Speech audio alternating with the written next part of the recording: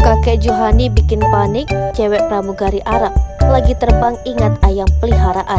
Sebuah video pendek seputar keberangkatan jemaah haji Indonesia ke Tanah Suci mendadak viral di media sosial. Kali ini ada video momen seorang calon jemaah haji Indonesia bikin heboh di dalam pesawat yang sedang terbang. Ketika itu si kakek-kakek calon jemaah haji ini tiba-tiba hendak turun dari pesawat yang sedang terbang ke Tanah Suci. Momen yang bikin heboh dunia maya ini diunggah akun unikinfo.id.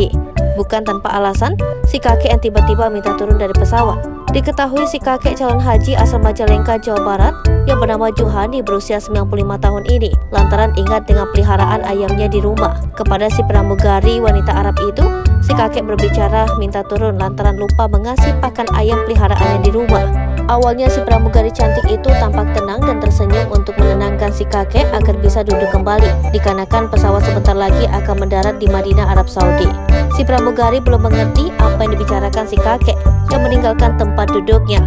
Namun setelah ada seseorang menerjemahkan bahwa si kakek minta turun dari pesawat lantaran lupa kasih pakan ayam di rumah, sontak si pramugari wanita Arab itu langsung tertawa terbahak-bahak. Bukan hanya si pramugari wanita Arab saja yang tertawa, si perekam video pun juga ikut tertawa dan calon jemaah haji lainnya juga ikut tertawa atas permintaan si kakek tersebut.